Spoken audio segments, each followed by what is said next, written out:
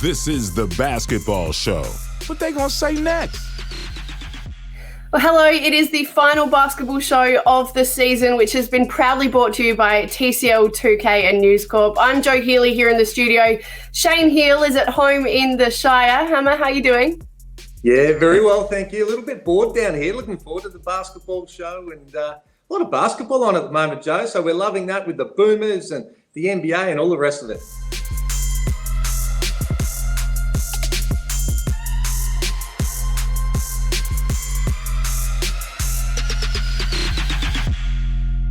I want to kick things off with some massive news in the NBL with Matthew Dellavedova signing with Melbourne United. Let's bring in Derek Rucker because we really want to dig deep into this and just the impact that Delhi coming back to the NBL is going to have. D-Ruck, hello to you. How are we doing? Hello, Joe. Hello, Hammer. How are you? Good to go, mate. Ready to go. Exactly right. Okay, so Matthew Dellavedova signing a 3-year deal with Melbourne United. First of all, what was your reaction when you heard this news?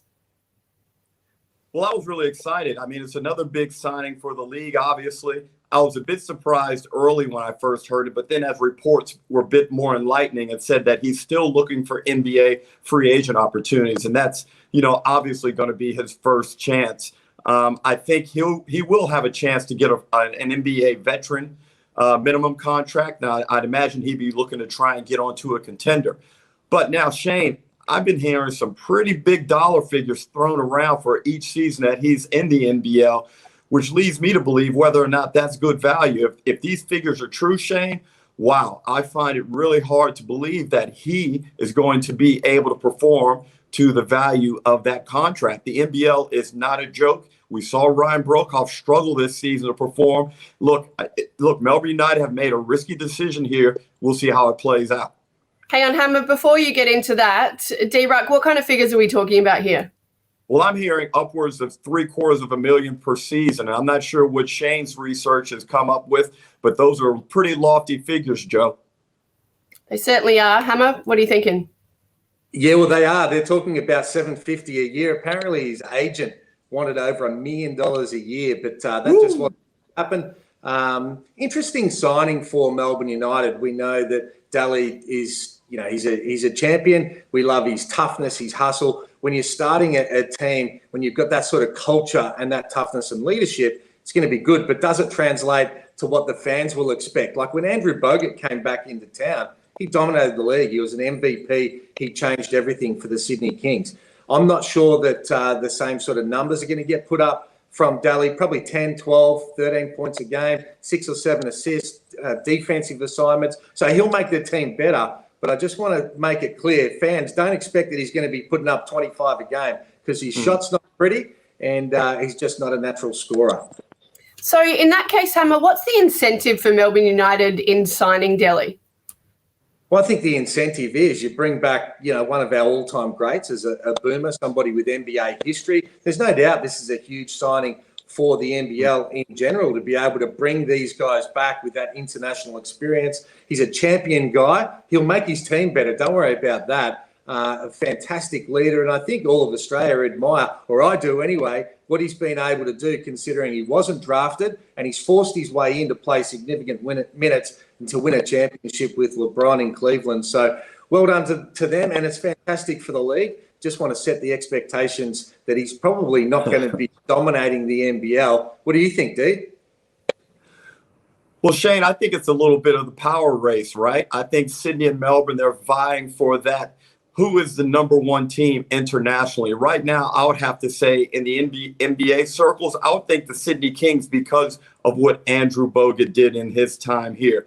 Now, this is Melbourne United's response. Hey, we've gone out and gotten Matthew Dellavedova. And again, I have the utmost respect for Dellavedova. I watched him when he was a free agent in the Summer League in Las Vegas, work and earn himself a spot and eventually, as you mentioned, a championship ring. But it is exciting, Shane. I hope for our selfish purposes that he is unable to get an NBA contract because I really want to see how he performs in this upcoming NBL season. And if he can be a good replacement, and ironically, Shane, he has to fill Mitch McCarron's shoes.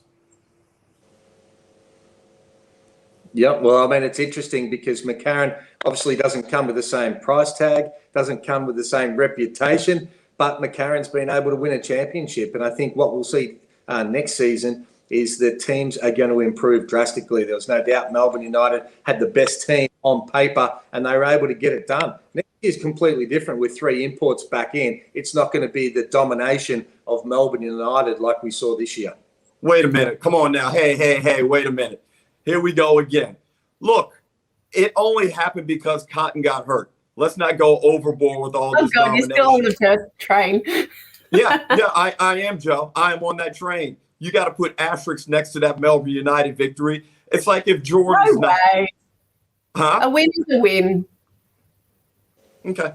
Well, we all agree that, it would have been a different scenario as far as they would have. Totally. I still don't think that they would have won the championship. I still think Melbourne get that, but they would have won a game, no doubt about that. It would have been more competitive, but there's no doubt Melbourne United dominated the season this year. They had the best team, they had the biggest budget, they got it done. Next year is going to be different. I see all these teams, even the Jack Jumpers have improved. Adelaide's going to be improved, and New Zealand will improve as well. Don't worry about that. And I think across the board, we're just going to see something far more competitive with 3 imports back. I mean, it was bad there wasn't 3 imports this year. Yeah. It's the standard of the league.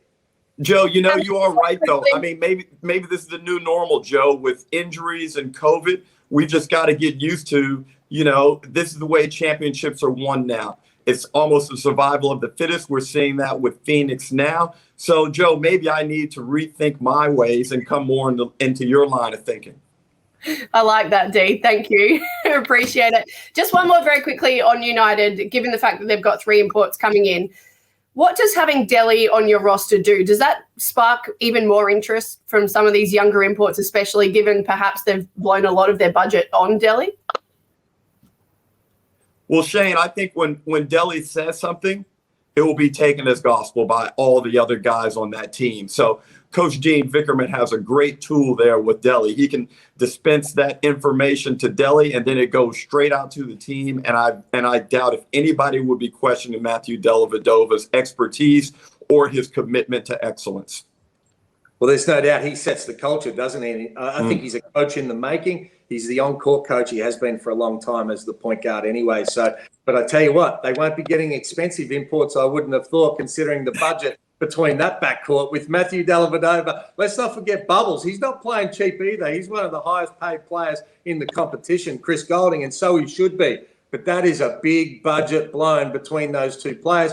Shout out to Brad Newley going to Melbourne United as well. Yeah. Nice to see him still in the league. He's a champion. We love him. Barlow as well. So we've got a lot of older players for Melbourne United. You think 3 young imports looking for the opportunity that will complement the players they have. It's exciting to see what they are doing with their roster. We'll talk more NBL free agency shortly in Points Made. D-Ruck will bring you back for that as well.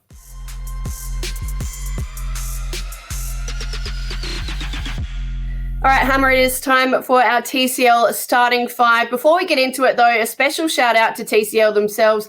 They've been supporters of the basketball show for the entire time that we've been around, and they've got a brand new phone out, which we absolutely love. It is the 20 Pro 5G. Hammer, this is a stunning phone.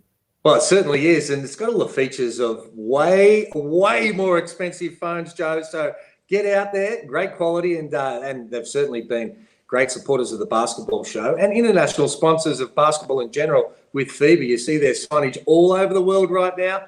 Great, they're on board with us.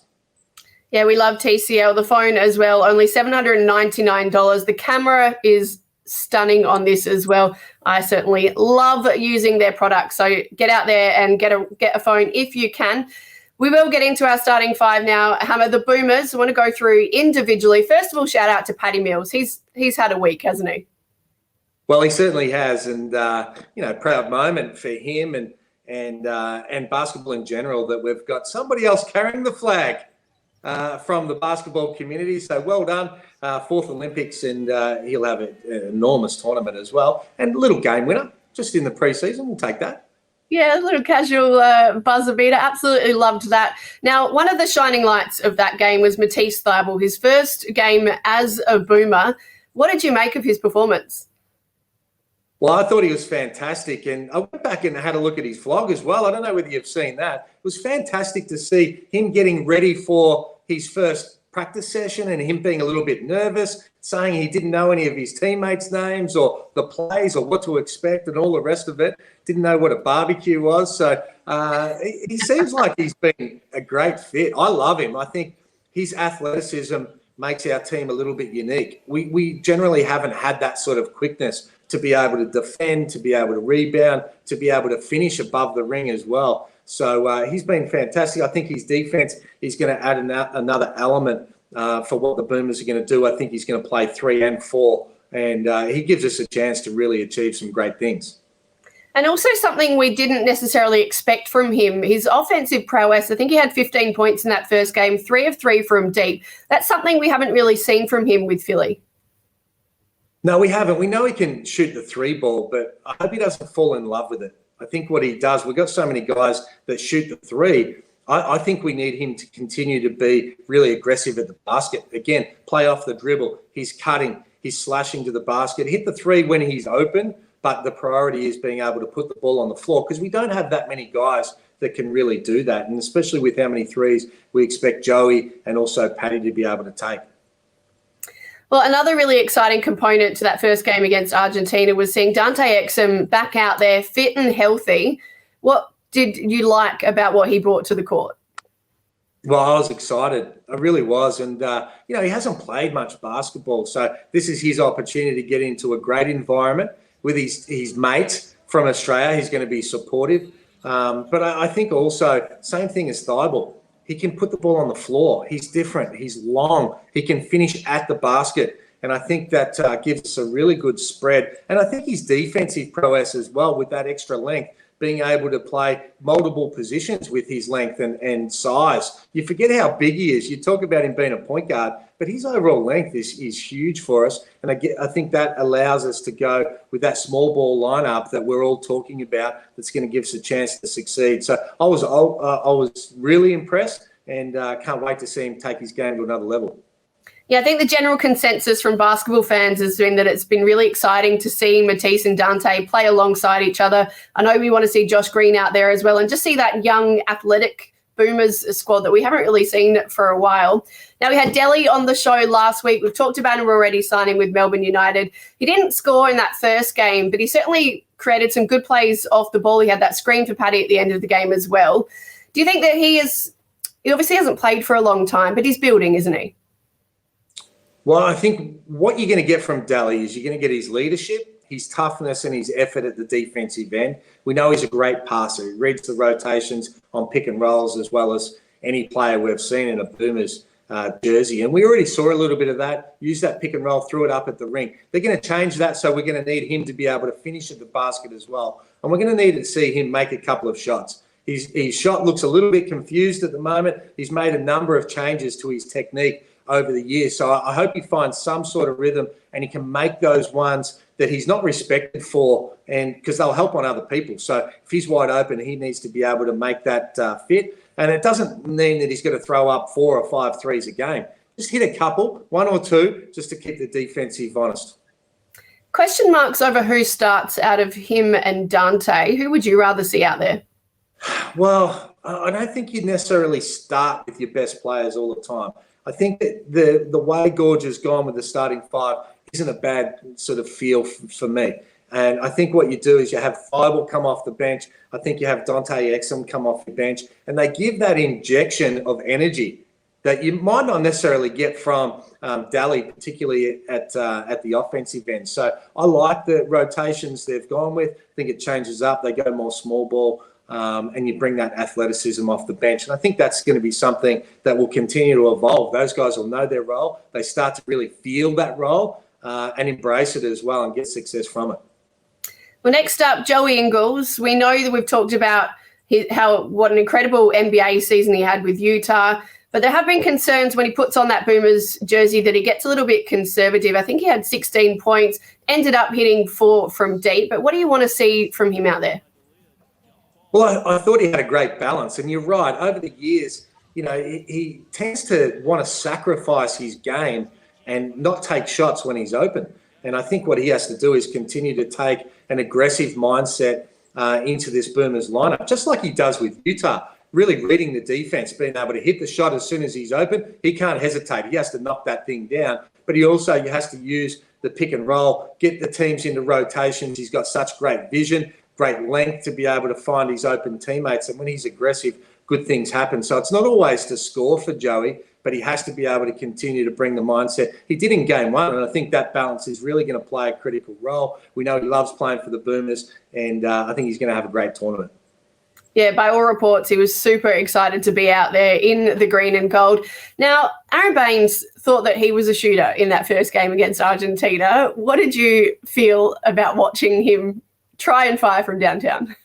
He had an itchy trigger finger, didn't he? It was almost like he was trying to come out and blow off the cobwebs. And I think that's a danger for Bainesy. We know that he can hit the three, and he needs to be able to hit that when he's wide open. But I think when you look around how many three-point shooters we've got, he's got to get some paint touches as well. He's got to balance that up with playing out of the post, hit the offensive boards, get real aggressive at being able to sprint into screens and then roll to the basket, allowing teammates to be able to throw it up at the ring. And then every now and again, he can spray up the three that we know he's capable with. But I think he probably had it the wrong way around. Looked like he wanted to start his game from the three-point line, and that'll spell danger signs for me. So hopefully he feels his way over the next couple of games to get that balance right. He obviously has admitted that he didn't have a great season with the Raptors. How confident are you that given the short amount of time that he has, but that he can get back to having that big impact as our big man in the key there? Well, I'm hopeful, and his role is critical. If he doesn't bring it, doesn't have a great tournament, it's going to make it really difficult for us to be able to win a medal because we just don't have a lot of options in that center position. He's got that toughness, that international experience that we know that he can get it done. So hasn't played a lot of basketball, and he's playing for an NBA contract, just the same as Daly and Dante and Jock Landale. So a lot of guys that really need to be able to play good basketball to earn a contract, but they'll get that contract by playing a great role and trying to help the team win. So hopefully they have that balance. I'm sure they will. And I think over time, all those guys will find some really good form coming into the Olympics. Before we wrap up our starting five, I've got to ask, from what you've seen so far as a former Boomer, does this squad have what it takes to win that elusive medal? Yeah, it does. It does. But it's a fine line as well. They've got the confidence. I think they've got the international experience. They're all at a pretty good age as well. We've got good balance, and I've got confidence in Gorge, particularly at the defensive end. We're going to have to find ways to put the ball in the basket, no doubt about that. But it's a fine line. There's some tough competition going around. We saw Nigeria. They've got the capabilities of being able to beat anyone on their particular night. So we're going to have to get some big games. We're going to have to win that first one, get some momentum through the pool games.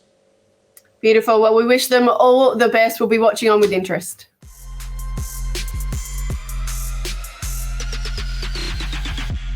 All right, it's time to bring Derek back in for our favourite segment every week. This is Points Made. Guys, we've talked more individually about the Boomers' roles, especially in that first game against Argentina. Someone who didn't play a role was Josh Green, though. Hamid, did that surprise you that Gorge didn't use him at all? Joe, I was shocked. I couldn't believe it. I mean, it was probably 4 or 5 months ago where I suggested potentially he could be a starter on this Boomers lineup. Now, with Thibault in the lineup and some of these other guys, Dante Exum, now that's not going to be the case. But I think he can play a valuable role, particularly with the way Gorge wants to be able to play. He wants to play defense. He's a 3-and-D guy. He can fit in around some of our stars. They're going to be more scorers. So I was shocked that he didn't play. I expect that will probably change. And the biggest balancing act with these sort of tournaments is how much do you actually show? How much do you show the opposition, particularly with Nigeria playing in these friendly games as well? But at the same time, you've got to start establishing roles and subbing patterns so guys start to understand how they're going to have to be able to play when they come in and out of the game and how they're going to complement their new teammates. Yeah, Shane, and one of the most surprising things was how quickly Nathan Sobey went into the point guard position off the bench. And as we said, Josh Green, without any court time, was a big surprise. I thought that Sobey would actually struggle for court time, despite Brian Goorjian obviously being very impressed with Sobey's NBL year. But for an NBA guy to be sitting over there on the bench was quite a shock. And I'll be interested in this next game against the USA, however, if Green's athleticism and his 1 year of experience, Shane, might come in handy. But I look for Brian Goorjian. I expected more of an even spread just to get guys some burn and feeling good playing in the green and gold and out in the stage, just so you get those nerves and get that energy out there and then start to get things in the rotation in line by the time you get to that final exhibition game. We'll see how it plays out because reportedly Josh wasn't particularly happy to be left out of that rotation in the first game. Hammer, we saw how exciting Matisse Thybulle was, Dante Exum, the energy and the athleticism that they brought. I had concerns about watching Nick Kay and Aaron Baines out there, though. They were pretty slow, weren't they? Well, I'm glad you said I didn't go. That's harsh. But I think it's true as well. Thybulle and Exum were really the shining lights for me. I thought they did a great job. They gave us a much better look. And I think when you get back to the point guard spot with Sobey, I don't think we need Sobey playing any minutes. He had a great NBL season, but I think the point guard position is covered by Dellavedova and also Mills playing some backup minutes when he needs to go to the point. I think what Gorge has to be able to find is somebody to play the 4 spot. I don't think we can play Baines and Nick Kay together. I think we're too slow and we're not necessarily tall enough. I think we need athleticism, need to be able to go small. And is that a 4 spot for somebody like Joe Ingles being able to defend 4-mans? We know offensively he'll be great in a pick and pop situation. Or is it a Thybulle going to that 4 spot as well, and we go with 4 out, 1 in? I think that's the style that's probably going to fit what we can do. And Shane, look, we don't have to play man-to-man if we go to that small ball lineup. I'll give you a lineup, for example. Patty at the point, Exum, Ingles, Thybulle, and Landale. All right, you mix it up, you press up the floor, you get athletic, you speed the team up, drop back into some type of zone, and, you're looking for quick shots and turnovers. And maybe if that is something that they could use at critical points in the game. Also, I don't see anything wrong with that as a crunch time lineup. All guys can shoot the ball well. And then there's one final aspect, Shane. I think Patty Mills can go to another Olympic Games if he starts to play more of the point guard position and the kind of modify his role as a scorer. Right now, he's primarily a 2, but if we could start to get him into that 1 a little bit more, I think there's still value in him with him in 3 years' time at the next Olympic Games. I like that idea. Hammer, would you like to see him there? Yeah, well, like I just said, I think he should be playing backup minutes behind Daly. So when Daly goes off the court, Patty switches to that 2 spot. And I think the combination of those two is a good combination because Daly is a facilitator. He's not going to shoot the ball. He wants to pass it. We saw him make some really good plays out of the pick and roll where he wants to find the big. But then when Patty goes to the point guard spot, he can facilitate as well. We know he's a great scorer. But back to the small ball lineup, the other thing I like about it is being able to play pick and roll defense. When you got somebody like Joey and Thybulle to 4 spot, it makes it easy to be able to switch 1 through 4. And then you switch again, you triple switch when you've got Patty into those lineups as well. So I think that's the way we have to be able to go. Interested to see whether Gorge starts playing with some of those lineups or whether he's trying to keep some things up his sleeve for that first game when he gets to the actual Olympics, because you don't want to throw everything out there right now. Well, you mentioned the fact that they do have Nigeria in that first game. They're playing against them, the USA. They've got 2 games against them. In terms of Nigeria, they upset the USA in that first game. Was that a shock and also a little bit of a concern going into the Olympics for the Boomers? No doubt it was a shock to me. I mean, I still have, my red, white, and blue on, Shane. So I was really shocked. I was on court doing a training session with a young player, and I was checking my phone, and, I couldn't believe that Nigeria's score kept going up and up and up to the point that they won the game. In the United States, after a terrible World Cup, Shane, this is when they usually come back with fury and get things done. That was not fury yesterday. They were met by an equally athletic Nigerian team with 7 NBA players. Shane, Nigeria is tough, and Italy and Germany will be no joke either. This pool is loaded, man. Make no mistake about it. Popovich is pumped with that result. He's going to give his superstars a flick on the nose now to say, hey, I told you, this international stuff is real. It's different. We have to come to play.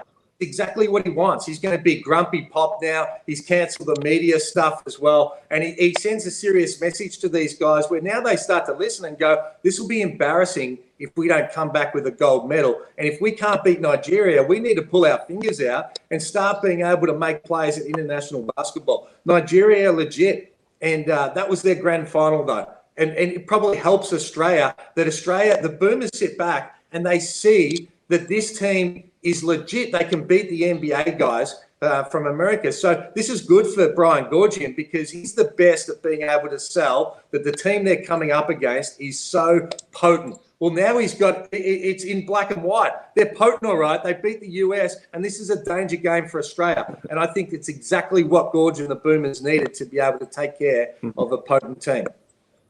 Yep. I hope you're right. I really, really do. We'll leave the Boomers there for a moment. We've got to talk NBA. The Bucks have won game 3, so it's Phoenix leading at 2-1. Giannis had 41 points. He was a superstar again. D-Ruck, what did you like about their performance? Do you think that they can keep pushing the Phoenix, or was it a one-off? Wow. So we've seen Giannis go for 40 twice now, right? He's not the problem, and he is not going to be the reason that they win games. The reason they win games will be because of Drew Holiday. However, I don't think Drew Holiday can perform like he did today in that third quarter. Shane, he was hitting step-back threes, going right, squaring up on people, getting in the cup. You know, he was doing all types of great offensive moves, but this thing is going to go back to Phoenix. All Phoenix has to do is win their home games, and they'll be the champions. There's no way Milwaukee win this series. It was great that they bounced back today. It was the most obvious betting decision of the year, Shane. Milwaukee to win was a lock. Yeah, they're always going to bounce back, but I still think that they're a chance to. I think you're a little premature in wiping them off in this series because they've got the people that can get it done. The other question mark is, can Booker find his jump shot? He couldn't today. They stepped up to defense. He shot a real poor percentage. Can Milwaukee really wear down Chris Paul? He had 19 today, but it'll be interesting to see how this series goes. I've picked the Bucks to win in 7. I think they win this second game in Milwaukee, and I think they've got enough with no pressure on them to be able to go and sneak one against the Suns. I think it's a great series. I've gone the Bucks in 7. I'm going to stay with it. I think they've got the horses to be able to come from behind and beat the odds. Look, everybody was kind of dreading no Steph, no LeBron, no KD, no Kyrie, and all that stuff. But I found it really entertaining. I've watched these games pretty closely. The only problem, Joe, is that ratings are abysmal in the United States. Down significantly. Only about 8 million eyes were on game 1, and that is a terrible, terrible result. Just, I think 7 to 8 years ago, game 1 had 18.5 million viewers. So the NBA does have some issues they need to address. Now, that doesn't take into account the global figures, but obviously something's going amiss in the United States. I wonder whether it's anything to do with the fact that they're not in lockdown anymore, so people are out and about, because that's pretty much all that I'm doing at the moment is watching sport because we're locked down here in Sydney. Who knows? Yeah, Joe, I feel for you guys down there. I feel for you. Well, the rest of the country down there. Basketball show to keep us going. Yeah, and with the Boomers and then the Opals coming up, we've got the NBA. So that's the only bright light about doing some time in lockdown in Sydney, that's for sure. And Shane, we both play a prominent role in the female side of basketball. And best wishes, we haven't been able to talk about the Opals. Best wishes and perform well over there, girls. They have some lead-up games that are going to be equally as exciting against the United States. Who else are they playing? Nigeria. And then they head over. And, you know, there are high expectations on them. They have one of the top players in the world, obviously, in Liz. And if Liz is on top of her game, Shane, they can beat the United States. Now, she's going to need help, and where that help comes from, especially with an injury cloud under Beck Allen at the moment, that remains to be seen. Yeah, I mean, there's no doubt the Opals are going to win a medal. But to think that Okay. Yeah, they're going to win a medal, but I think it's going to be silver or bronze. There's no way in my mind that they're going to beat the United States. But But, big question marks. I'm not sure they've addressed the problems they had when they failed against the US a couple of years ago when they took Liz out of the game and they double-teamed her. We weren't able to hit from the perimeter. So it's all going to come down to how many threes we can hit. I would have been a little bit more confident if Sammy Whitcomb was there because I think right now she's the hottest player, Australian player that we've got that probably could have solved some of those problems. Yeah, that's a tough one.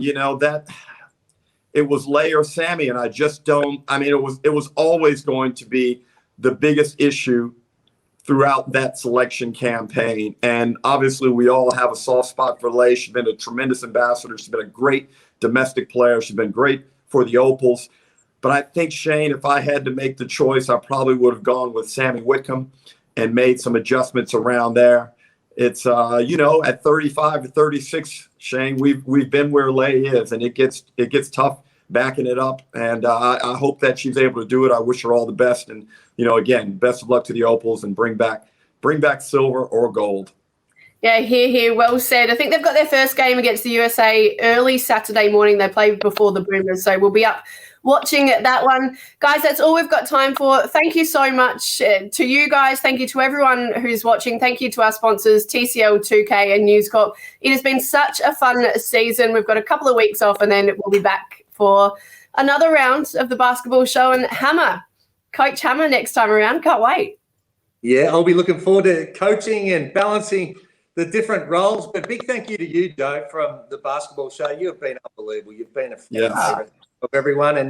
And you, Dee, points made. It's been fantastic. So I've really enjoyed the conversation, the debate, the laughs, and it's been a great season. So we appreciate you guys being a massive part of it. Thank you, guys. And I'd like to give a final shout out to all the domestic players, the NBL guys who really had a tough season this year. They had to go through so many unexpected twists throughout the season, but still maintain their professionalism. Look, let's be honest, sometimes the games weren't pretty, but who could blame them considering all they had to go through and to still turn up and give it your best? I think all the guys in the NBL, all the players deserve a big pat on the back. And last but not least, Director Dave, he's put in some big time hours behind the scenes. So big shout out to him. He's helped put this show together and make it what it is. And our man Logan, who's come through again from New Zealand. And good stuff, mate. We appreciate your support. Yep, love your work. We'll see you guys next season. This is a co-production by News Corp Australia and Closer Sport.